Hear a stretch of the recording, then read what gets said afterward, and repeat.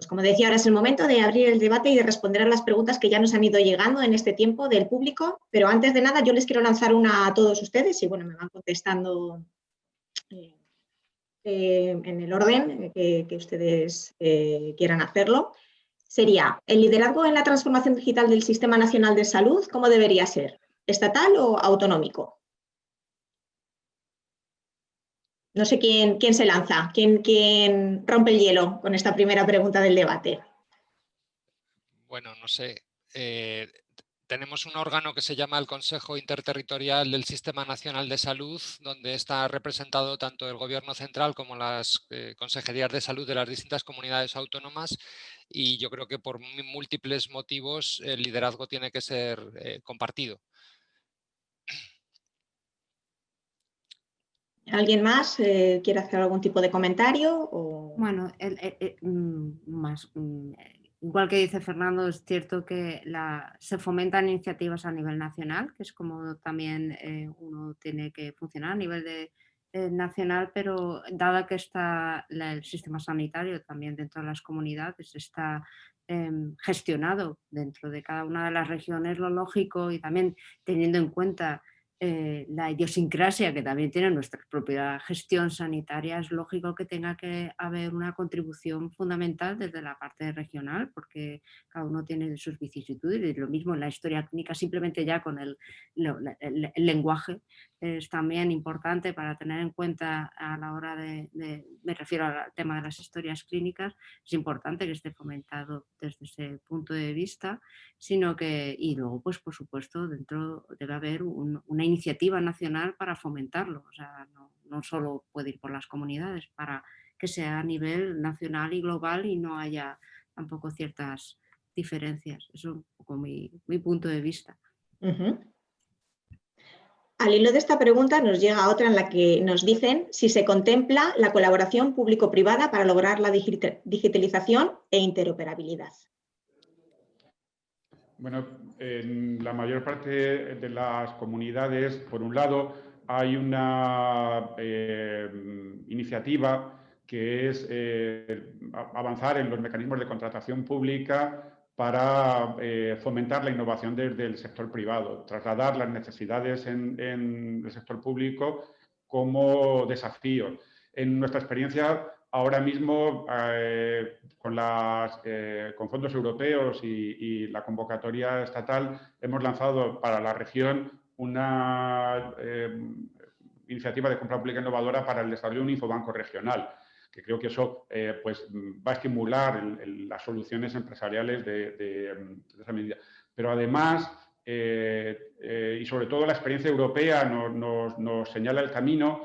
Las colaboraciones como IT Health o IMI facilitan que concurramos el sector público y el sector privado a los desafíos de transformación digital. Varios de los proyectos que he mencionado son proyectos europeos en ese marco de colaboración público-privada, IMI o IT Health.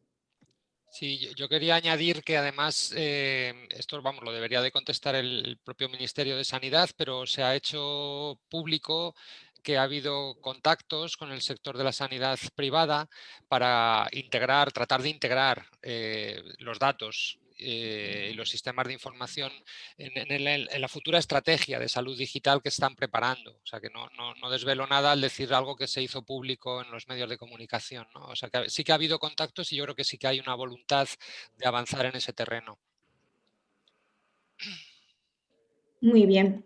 Pues si les parece, les lanzo otra pregunta que nos ha llegado a través del chat que tenemos habilitado para que el público nos haga llegar sus preguntas, que es para todos ustedes y de la misma forma pues me contestan.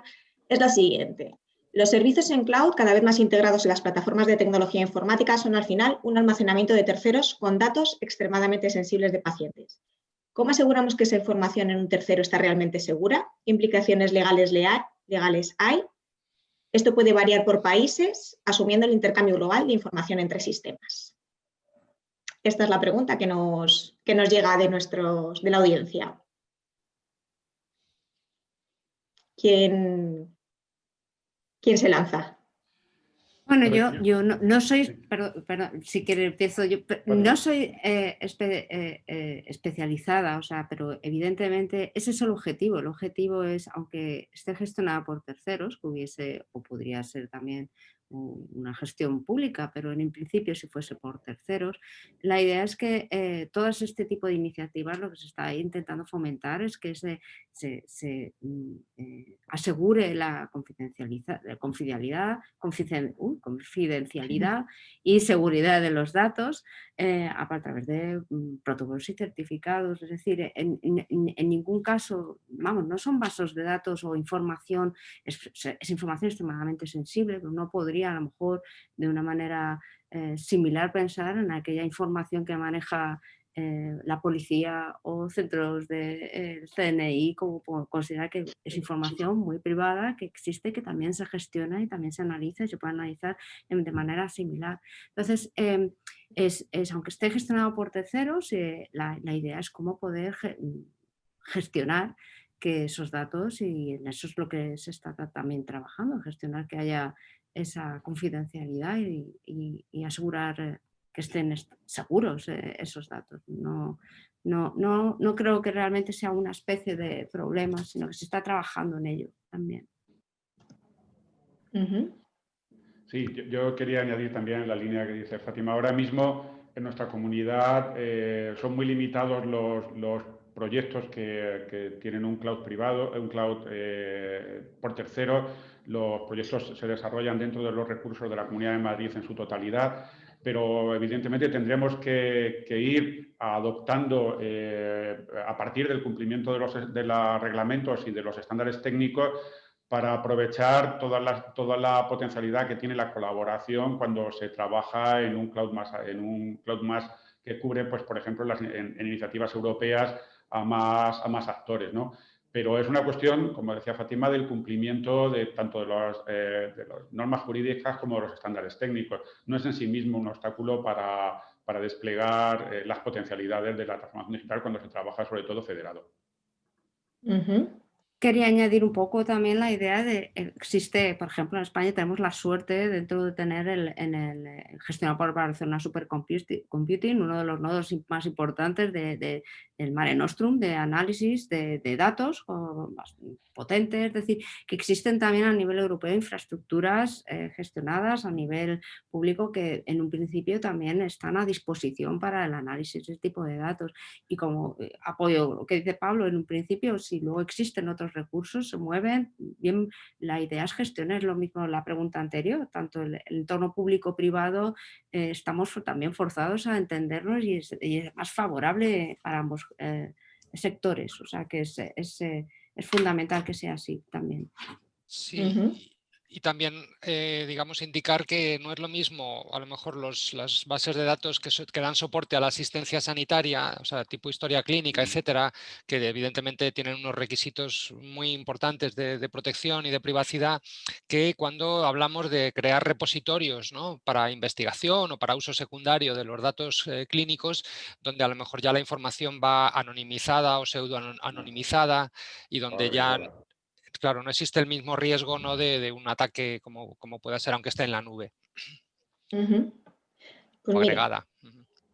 Ya que le tenemos en pantalla, nos ha llegado una pregunta directamente para usted, referente a su exposición y su relación a David Rowlands, y nos preguntan cuál es su opinión acerca de que la salud digital va a empoderar al ciudadano, dicen que ya no es el paciente, y que los médicos y el sistema sanitario van a ser sus consejeros y asesores, pero que el control de la salud lo tiene el ciudadano, como hace ahora con sus finanzas.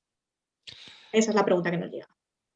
Vale, bueno, lo primero, David Rowlands simplemente es un compañero de Australia con el que trabajé en el marco de competencias, ¿no? Y bueno, pues ellos siguen trabajando allí muy fuerte en todos estos temas.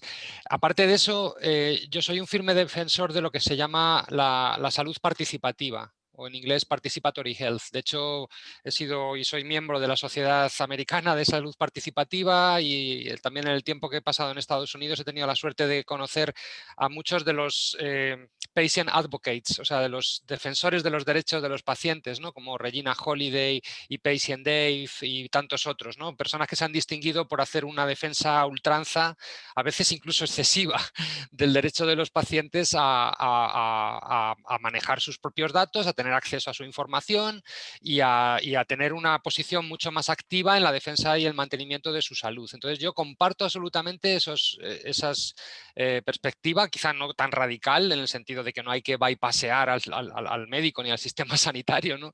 Como algunos dicen, pero sí en darle herramientas, tanto tecnológicas como de datos a los ciudadanos para que tomen un papel más activo, ¿no? Aquellos que lo deseen, porque siempre habrá personas que no quieran o no puedan, ¿no? Entonces hay que luchar contra la falta digamos, o hay que impulsar el conocimiento de todos estos temas para que más ciudadanos quieran hacer esto. Y desde luego es muy difícil, pero hay experiencias buenas en las que se ha conseguido, digamos, hacer mucho más participativa la posición del paciente, ¿no? Desde darles acceso a las notas clínicas de los hospitales, escritas por los propios médicos para que los pacientes puedan controlar eso, el proyecto Open Notes, hasta invitar a pacientes a sentarse en los consejos editoriales de grandes revistas médicas o de los consejos de administración de grandes hospitales. O sea, yo estaría encantado de hablar de esto una hora, pero por decir algo, comparto, me gusta la pregunta porque creo que es una oportunidad para mejorar en estos caminos. Yo quería añadir que en nuestra experiencia, quizá la pieza transformadora más potente de la relación de los diferentes actores es esas herramientas que hagan que el paciente pueda empoderarse, como dicen, o adquirir una nueva rol en el sistema. Probablemente la más importante es esa historia personal de salud, que no, a veces perdemos un nombre antiguo, pero perdemos de vista que es el núcleo donde el paciente va a contribuir, y esa historia personal de salud, si se cumple el principio de que sea también interoperable, es la que le va a dar capacidad de tener los datos y de manejarlos entre diferentes actores del sistema sanitario, incluso ser el actor fundamental de la integración y la compartición de información entre niveles asistenciales o entre proveedores de salud. Que sepan que nos están... Sí. Solo un segundo con respecto a esto, sí. Porque en el fondo nos implica a todos en algún momento también somos pacientes. Con respecto a la oncología, es algo que especialmente la actividad, la actividad del ciudadano ya no es solo porque quiera empoderarse y quiera formar parte de ello y cómo implicarse, sino también existe un cambio radical, y lo que se comenta en los entornos sanitarios cuando a uno se le diagnostica un tumor. La gente ya viene muchísimo más informada, tiene preguntas, quiere saber, existe una mayor curiosidad, cosa que enriquece, no solo puede ser complicado de gestionar, y es por eso muchos sanitarios se enfrentan a eso, es decir, al paciente viene informado, cómo le puedo implicar, cómo le puedo dar la información correcta. Existe en oncología, por ejemplo, en especial en el cáncer de mama, por ejemplo, es uno de los tipos de tumores que se mueve mucho a la hora de implicar a las pacientes, y existen desarrollo de aplicaciones para monitorización, no solo de su estado físico, sino también emocional. Por tanto, es algo que también se tiene en cuenta en el tema de la salud digital, pero se tiene en cuenta porque no puede ser de otra manera, porque el paciente es el ciudadano, no es separable. Sí, y de hecho ahora tendemos a llamar salud digital absolutamente a todo, ¿no? Desde la genómica hasta la inteligencia artificial, etcétera, pero la salud digital yo creo que nació un poco refiriéndose a este elemento, ¿no? O sea, cómo los pacientes y los ciudadanos tenían acceso a nuevas tecnologías, como eran los wearables, como eran las redes sociales, como eran las aplicaciones de móvil, incluso los servicios directos al consumidor, como la secuenciación del genoma personal, que se puede hacer en algunos sitios y tal. Y entonces eso era lo que dotaba al ciudadano de estas nuevas herramientas para tener ese papel más activo en su salud. A mí me gusta el término activación del paciente más que empoderamiento, ¿no? Pero ese fue yo creo el sentido original del término salud digital, el dotar a los pacientes, o sea, el hacer que la revolución digital llegara al paciente, vamos, que es lo que nos ha faltado en la medicina durante muchos años. Pues yo les decía antes que nos están llegando muchas preguntas de la audiencia, así que si les parece yo sigo lanzándoselas. En esta ocasión estaba dirigida a Pablo Serrano sobre su ponencia. Dice que el 12 de octubre pone a disposición de empresas privadas datos de historias clínicas debidamente anonimizados para la investigación médica, preguntan. No. Y si conoce algún otro ponente, algún hospital u otro recurso que ponga los datos a disposición de la empresa privada, preguntan. O sea, como se formula la pregunta es no hay un mecanismo de acceso por iniciativa de una empresa privada a los datos de salud. Es una respuesta sencilla. El manejo de los datos de salud están especialmente protegidos y las colaboraciones que se desarrollan en los proyectos internacionales público-privadas, y espero que también lo podamos hacer en los proyectos nacionales, se hacen con un marco regulatorio claro, con unos roles bien establecidos, y permiten que colaboren empresas de industria tecnológica, científica o farmacéutica con los hospitales o con el sistema sanitario, pero a través de la gobernanza del proyecto y de cumplimiento regulatorio. Sin embargo, yendo un poco más en la reflexión, yo creo que tenemos que empezar a pensar cómo articular de una manera más fluida, porque este es un mecanismo que es complejo y que probablemente sea más lento de lo que podría permitir la contribución de todos los actores, incluido el sector privado, en la generación de conocimiento. Y en nuestro propio sector tenemos respuestas para cómo, manteniendo, además de todos los requisitos legales, sobre todo los aspectos éticos, tenemos experiencias tanto en la investigación clínica, en los ensayos clínicos y los comités éticos de investigación, como en los biobancos a través de los comités científicos, que hay una contribución del sector privado, por ejemplo, en un infobanco, en un biobanco, cuando se monetariza una muestra biológica, ¿no? Hay un claro proceso de gobernanza, hay una revisión y una supervisión del proyecto por el comité ético del biobanco, y finalmente hay un valor, una valoración económica de ese servicio prestado por el biobanco. Pues esa misma reflexión que ya tenemos madura en investigación clínica o en biobancos podría darse en estos infobancos, ¿no? Pero digamos que eso todavía es un camino que tenemos que recorrer, y a día de hoy solo se produce esa colaboración a través de esos grandes consorcios que tienen una regulación compleja y, bueno, pues muy elaborada, porque creo que lo más importante es mantener esa confianza de que esos datos no van a ser utilizados directamente en un proyecto que no tiene control por todas las partes. Nos preguntaban si además del 12 de octubre, que bueno, es el ejemplo que nos ha venido a contar usted, que qué otros hospitales están avanzando en esta dinámica y si hay en todas las comunidades algún hospital que tenga ya digitalizado datos. Bueno, España tiene un nivel de digitalización de su asistencia sanitaria de los más avanzados de Europa. Creo que es algo que a veces no ponemos suficientemente en valor. Probablemente seamos una de las naciones que tiene la atención primaria con una cobertura mayor, y en los hospitales prácticamente hemos alcanzado un nivel de digitalización de todos los hospitales, al menos en un plano básico, o sea, en la digitalización de los registros. Otra cosa es el nivel de estandarización de los datos y de interoperabilidad, que es quizá el reto. Pero también tenemos una guía nacional a partir de las directrices del Ministerio de la Historia Clínica Digital, pues que ahí sí hay un grupo quizá más reducido de hospitales que podemos decir que son punteros también en el uso de estos estándares más avanzados a nivel europeo.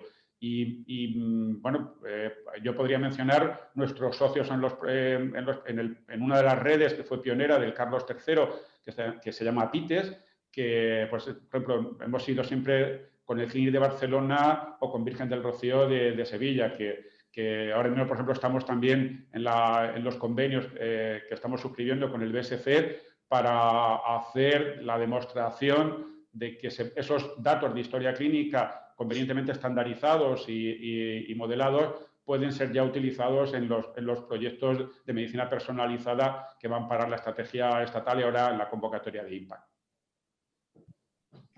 Muy bien. Pues continuamos con una pregunta de otro de las personas que nos está siguiendo en directo en este foro virtual, que quizás iría dirigida pues a Fátima Ansarur o bueno. yo se la formulo. Se ha hecho hincapié en la necesidad del personal sanitario con formación en la gestión de datos. ¿Qué consejos le daría a un recién graduado en el grado de Ingeniería Biomédica, Biología, Biotecnología, para poder seguir formándose y poder optar a un futuro trabajo en este sistema de la medicina del futuro que se ha planteado? Porque dicen que hay veces que no es tanta la falta de estos posibles profesionales como la de orientación al finalizar los programas de grado.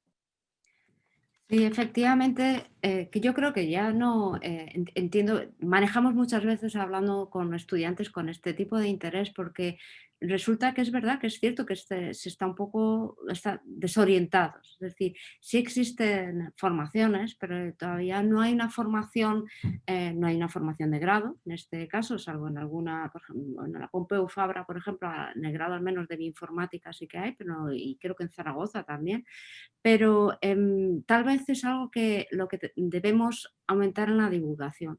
Antes ha comentado Pablo, afortunadamente ahora el Carlos III pues, empieza a subvencionar infraestructuras como el Impact, con la idea de fomentar, de generar estas infraestructuras para medicina personalizada. Y una de las ramas importantes que también se incluyen es la formación.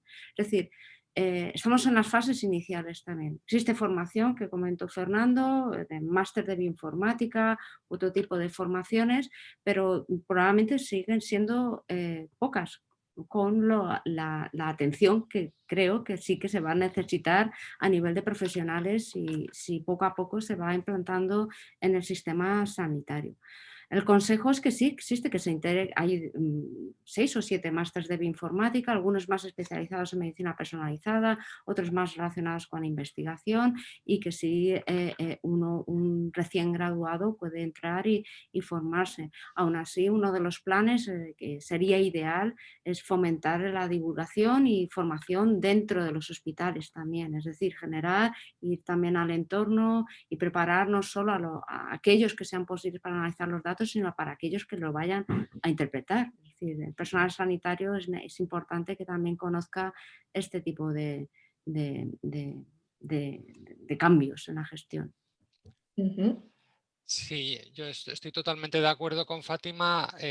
Hay oferta formativa, probablemente no suficiente, pero el que ha hecho la persona que ha hecho la pregunta tiene razón en que tenemos problemas incluso después, ¿no? O sea, decir, cómo absorbemos a personas formadas, ya sea en España o en otros sitios, en ciencia de datos, en salud, en el sistema. En eso sí que tenemos verdaderos problemas. O sea, no tenemos, digamos, una figura que hemos venido reclamando hace tiempo, que sería equivalente al MIR o al KIR o al FIR, que sería el IR, o sea, el informático interno residente, que yo creo que es una figura claramente necesaria ya en el sistema. Tampoco tenemos fácil la consolidación de personas que van a dedicarse a la investigación, ¿no? En los hospitales. En todo se está trabajando, pero todavía tenemos mucho que hacer. Entonces, nosotros desde luego este es uno de los objetivos más importantes que tenemos, ¿no? El de avanzar en la profesionalización.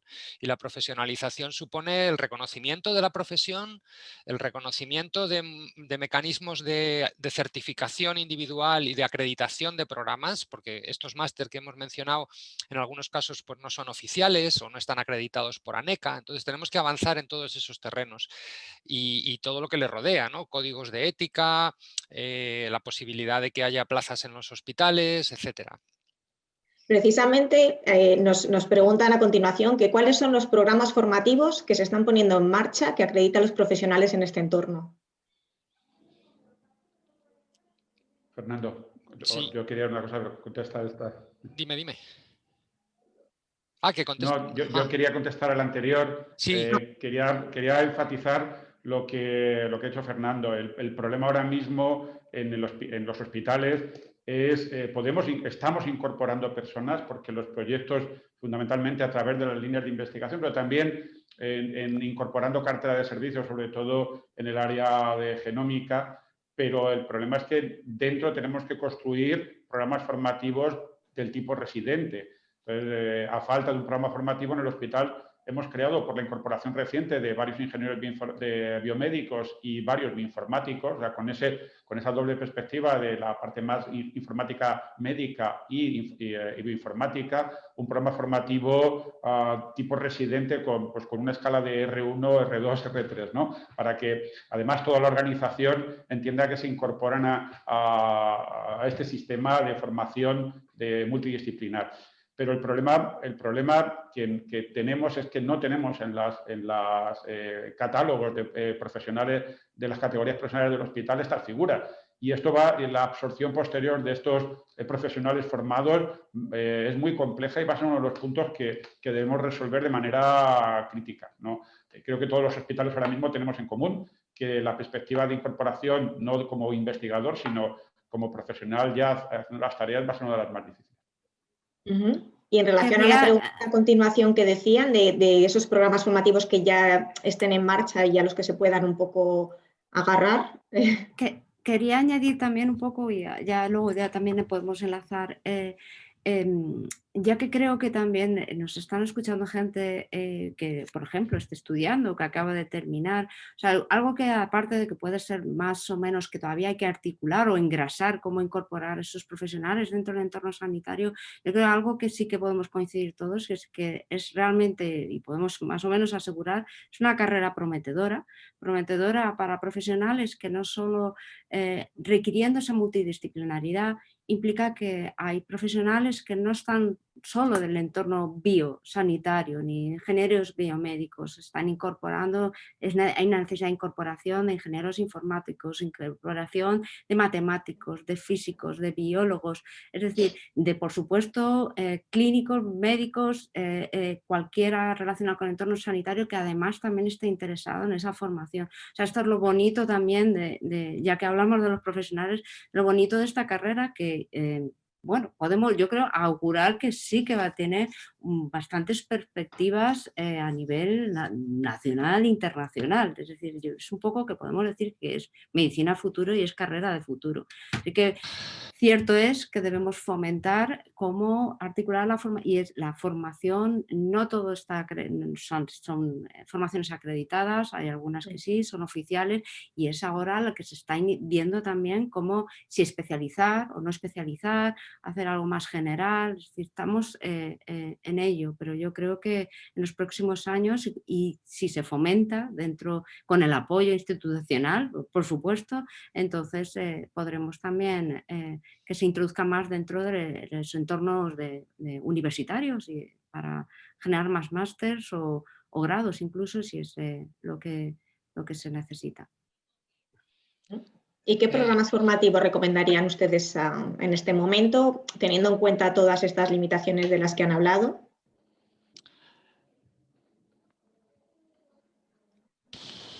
A ver, hay múltiples programas en las universidades españolas, tanto públicas como privadas. Otra cosa es que yo ahora mismo pueda decir que hay uno que es completo, en el sentido de los que yo conozco en otros países. Es decir, casi todos tienen fortalezas y debilidades. Algunos están muy centrados en la bioinformática, ¿no? En el manejo de información molecular. Hay otros que están centrados en la parte de manejo de dato clínico a un nivel casi de gestión, pero que no tocan mucho aspectos de investigación, por ejemplo. Entonces, y por supuesto, no hay apenas oferta en informática en salud pública. Es un poco el resumen. O sea, hay cosas valiosas, pero parciales. Por eso ya he dicho antes que desde la escuela estamos intentando diseñar un programa que sea realmente completo y que un poco converja con todos estos distintos flavors o distintas especializaciones de la informática en salud. Muy bien. Pues seguimos con las preguntas del público y en esta ocasión lo que quieren saber es dónde se debería priorizar la inversión pública para lograr la digitalización en el sector sanitario. En las personas. Estoy completamente de acuerdo. O sea, los aspectos que nos hemos dotado y creo que son suficientes ahora mismo son aspectos de infraestructuras. Es verdad que todavía tendríamos capacidades pendientes en infraestructuras, pero es que lo que realmente nos va a generar capacidades es la priorización en formación, en la capacidad de reclutar para los centros sanitarios y en la consolidación de esos profesionales como integrantes de la plantilla. Creo que en las comparaciones, y Fernando lo sabe mejor, donde la distancia es enorme cuando hacemos comparaciones internacionales, no ya en la inversión como total, sino en las personas dedicadas en una organización sanitaria a estas tareas. Yo puedo contar la experiencia personal nuestra en GIM6, que uno de los criterios es las personas dedicadas y, bueno, creo que es difícil explicar en la acreditación cómo podemos hacer lo que hacemos con los recursos de personas que tiene una organización. Ya no la inversión, sino es aún menor cuando la comparación se establece en términos de personas dedicadas. Y esto creo que es el principal obstáculo para que alcancemos con las potencialidades que tenemos, con las inversiones realizadas en infraestructura, con las políticas desplegadas, es que tiene que venir acompañada de una política de personas. Seguimos con las dudas de la audiencia. ¿Qué tipo de estándar se está usando para la estructuración de los datos? ¿Se contempla usar FIR? Bueno, ahí los estándares están a nivel mundial ya bastante consolidados. Creo que se han desarrollado, llevan un desarrollo de bastantes años, 10, 15 años, y tienen un nivel de madurez suficiente. FHIR es uno de los estándares, un estándar de comunicación, pero hay más estándares cuando hablamos de interpretación de anotado o etiquetado de los datos. Nuestro país, nuestro Sistema Nacional de Salud, ha avanzado mucho en esa línea porque tiene una estrategia de historia de salud, historia clínica digital del Sistema Nacional de Salud que incluye los estándares semánticos, que son estos estándares importantes en la interpretación. O sea que todo nuestro trabajo, por ejemplo, en el hospital, se basa en la adopción intensa y es muy esforzada, por otro lado, porque el tema de los estándares pues no es un esfuerzo que sea vistoso a corto plazo y es muy laborioso, pero es lo que da frutos a largo plazo. Pues la adopción de los estándares del SNS es suficiente para alcanzar una posición privilegiada a nivel mundial. Y en investigación, en lo que es uso secundario, pues ahora emergen estándares que también, adoptando los que OMOP y 2B2 o los diferentes modelos de datos para investigación, nos pueden servir para avanzar en el intercambio de información. O si hablamos de estándares para de manera más práctica en salud pública, en resultados de salud, pues hay múltiples iniciativas. Y en el fondo nosotros a veces hablamos de que no se trata de adoptar un estándar, sino de tener esa piedra roseta, esa conversión de lenguajes que permite hablar entre los diferentes niveles, ¿no? O en genómica o en interpretación del fenotipo, pues es tener la capacidad de operar con esos diferentes estándares. Sí, yo aquí quisiera añadir, y también enlazo con una pregunta que he visto en el chat, que no sé si luego la formularán, pero creo que la salud digital nos da una oportunidad de abordar por primera vez de una manera formal y estandarizada un área que ha quedado un poco olvidada en la investigación biomédica, y es el área de los factores de riesgo ambientales y de los determinantes sociales, económicos e incluso conductuales de la salud, ¿no? Todo lo que ahora de alguna manera se está llamando con el término el exposoma, como analogía al genoma y al fenoma, ¿no? Entonces estamos hablando de integrar el genotipo con el fenotipo, que está muy bien, pero es que nos olvidamos del expotipo, que es un término que hemos acuñado nosotros y que en el fondo no es más que una ventana espaciotemporal a tu exposoma, ¿no? a tus factores de riesgo ambientales. Entonces, cuando pensamos en todos estos elementos de salud digital, como los móviles, los sensores, los wearables o la información que podemos poner en las redes sociales, en el fondo ahí lo que tenemos son sensores del exposoma personal, ¿no? O sea, elementos que desde la salud digital nos permiten conocer mejor los factores conductuales, los hábitos de vida, los factores de riesgo riesgo de las personas. Y esa información, por ejemplo, en los proyectos de medicina de precisión americana, está ya siendo incluida en las bases de datos de investigación. Entonces, ahí realmente sí que se está haciendo una medicina de precisión, porque se tiene en cuenta no solamente el genotipo, que es importantísimo, y el fenotipo, es decir, si estás enfermo o no, cuál es tu nivel de salud, pero también tu exposoma o tu espotipo, que da cuenta de todos esos factores de riesgo que tienes que tener en cuenta si quieres explicar las enfermedades complejas. Ujú. Muy bien, muy interesante. A continuación, vamos a cambiar un poco de tercio, pero bueno, seguimos con el tema que nos trae de aquí y nos preguntan cuáles son las barreras regulatorias más grandes y cómo integrar sistemas tan diferentes entre países y comunidades y también entre sistemas públicos y privados.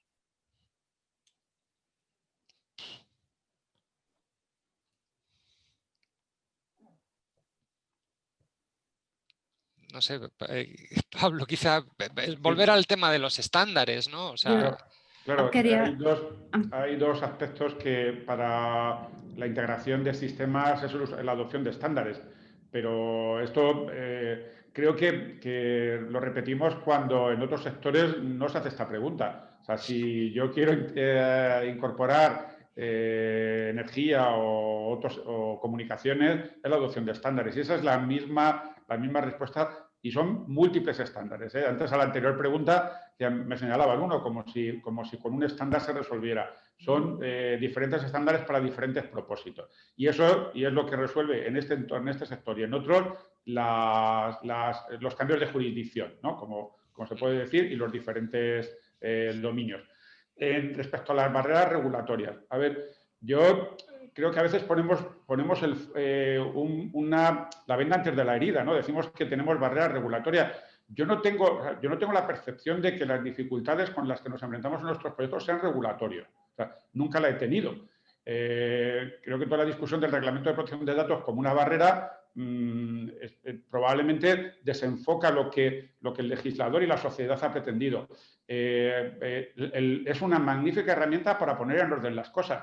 ¿Cuál es para mí la barrera? Pues vuelvo otra vez a la priorización de las inversiones. O sea, cuando se pone en marcha desde la sociedad y del legislador una medida, lo que se necesita es que desde las organizaciones se le dé una respuesta consecuente. Y en este caso, la barrera fundamental es que no se han implementado ni los instrumentos de gobernanza y sobre todo las personas que tienen que hacer esas tareas. O sea, el reglamento de protección de datos básicamente es que hacer nuevas tareas, es básicamente una gestión de riesgos. Y si no incorporamos las personas, y vuelvo a decir, las estructuras organizativas, pero sobre todo las personas que están detrás para implementar el reglamento de protección de datos, veremos el reglamento como una barrera cuando lo que hay es que no hemos puesto a las personas que deben llevar a cabo esa tarea de protección que es organizativa y que pues, requiere fundamentalmente recursos. Entonces, lo que yo entiendo como barrera es poner los recursos para responder al reglamento de protección de datos o otras regulaciones. sí. Bueno, con respecto a eso, no, por supuesto es una parte legal y también hay que ser experto, pero bueno, la tendencia parece eso, que parece que hay más problema tener en cuenta más en las regulaciones que en lo que se puede hacer, que no es realmente la limitación. Una de las limitaciones así generales es cuando se habla de compartir datos, de los datos, de proteger los datos, cómo el ciudadano siente que qué se va a hacer con sus datos y esos datos lo van a emplear para uso comercial o para cualquier otro tipo, para discriminación, es decir, y ahí hay una es algo que parte preocupa mucho. Es preocupante, puede ser preocupante, O especialmente sea, en bueno, entornos preocupa, que más... interesa, que la gente se pregunta. Claro, y es con lo mismo que siempre y es una parte, es una discusión, también es otro debate que propiamente debería haber pues también más gente asesorada a nivel legal con respecto a lo que conlleva. Muchas veces se olvida, y es verdad que nosotros formamos parte de un entorno de investigación, pero muchos de los datos son datos que tienen detrás un consentimiento informado, es decir, algo que es general y que lo que se habla y que todos vivimos es cuando se habla de salud, no hay ningún problema, no nos preocupa tanto que los datos no puedan, si no ya que me beneficia a mí, sino que cómo puede beneficiar a la sociedad. Y es ahí cuando algo, pues eso, parece que se incluye esa limitación antes de, esa herida, antes de que suceda nada. Yo creo que con respecto a salud, claro que se puede manejar, y especialmente, por ejemplo, en entornos donde puede ser, por ejemplo, Estados Unidos, modelos de sanitarios más privados asociados a aseguradoras, que pueda haber, pues uno puede pensar en más ciencia ficción, lo que pueden hacer con tus datos y cómo te pueden afectar. Pero en este caso aquí entra el concepto de tienes un consentimiento, lo ideal sería cómo poder compartir los datos sin que perjudique de ninguna manera, sino que siempre sea una parte de beneficio, que detrás de esos datos hay un consentimiento porque todo paciente quiere compartir y fomentar la solidaridad, que es decir, esa solidaridad, esos datos que yo voy a proporcionar va a ayudar, no a mí, a lo mejor en el futuro. Por lo tanto, bueno, es importante, hay que tenerlo en cuenta y para eso está la parte de las regulaciones, pero insistimos, igual que Pablo comenta, el problema, la priorización no solo el problema de la regulación, sino cómo implantarlo y el personal y la gente que vaya a ejecutar. Esa es, entre comillas, la barrera. Ajá. Muy bien, pues ahora les quiero lanzar una pregunta a ustedes tres, porque han hablado también de la importancia de evaluar, ¿no?, de todas estas herramientas, no solo de implementar, sino del valor de eso, de evaluarlas. ¿Qué indicadores serían los que habría que medir para medir precisamente ese progreso de la transformación digital del sistema sanitario? Bueno, al final lo que queremos es que se cambien los procesos. O sea, que se mejoren los resultados de salud, ¿no? Y los resultados de salud se pueden medir de varias formas. Tradicionalmente se han medido siempre desde la perspectiva del clínico, es decir, en el descenso del nivel de actividad de la enfermedad. Cada vez con más importancia en los últimos años estamos utilizando otros indicadores, que son los indicadores reportados por el propio paciente o por observadores, por terceras partes, ¿no? O sea, tenemos mucha metodología para medir los resultados de salud, no solo desde el punto de vista del clínico, sino también desde el punto de vista del paciente, de cómo afecta a su calidad de vida, a su productividad en el trabajo, etc.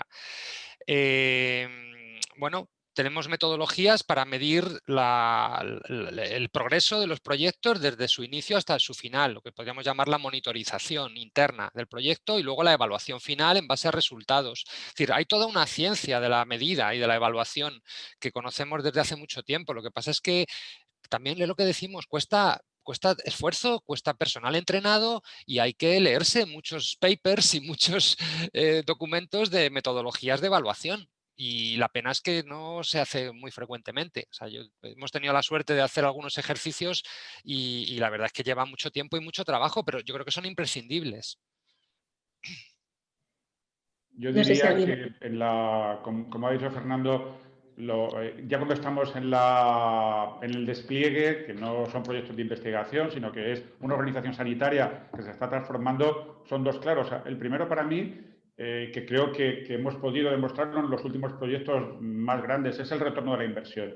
Porque una de las dificultades de nuestro sector es que, a diferencia de otros, invertimos en tecnología, pero es lo más básico, que es decir, que además eso tiene esa inversión, tiene un retorno, nos resulta mucho más difícil. Entonces, creo que todo proyecto de escala debería ser capaz de reflejar ese retorno en términos estrictamente económicos de la inversión. Y segundo, y esto es lo que va aparejado el gran esfuerzo, pues con los indicadores de rendimiento a la organización. O sea, si estamos transformándola, se debería ver reflejado en indicadores de proceso, que nos resultan más fáciles de conseguir, pero sobre todo, si nos estamos enfocando a resultados de salud, ser capaces de verlos reflejados en los resultados finales de salud, clínicos o reportados por el paciente, como decía Fernanda.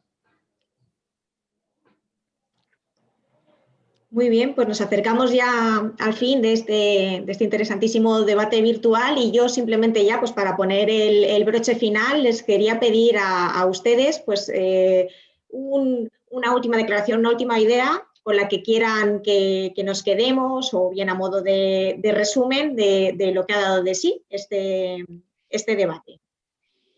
No sé Bueno, si... yo por empezar, hay algo de lo que hemos hablado y yo creo que es muy importante, pero ya no hay tiempo, ¿no? Y es, además de la formación de los especialistas, o sea, de las personas que se van a encargar de manejar los datos, de analizarlos, etcétera, tenemos que mejorar la formación en competencias digitales de todos los profesionales sanitarios. Y en eso es algo en lo que todavía tenemos mucho que hacer. O sea, los programas de los grados de medicina, de enfermería, de fisioterapia, de todas las profesiones clínicas, todavía son muy limitados en cuanto a contenidos de habilidades y de conocimiento de manejo de datos. Entonces, bueno, es algo que nos tenemos que plantear para el futuro.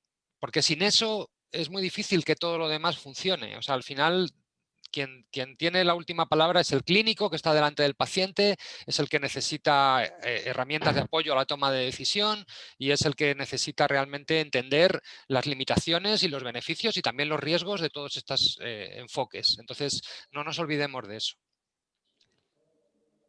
Bueno, en mi caso, ya hablando, pues sí, hay que evaluar y lo que queremos todos es una sociedad más saludable. Yo creo que podemos quedar también un poco y que la sensación es que estamos bien posicionados a nivel de infraestructuras, como ha comentado Pablo.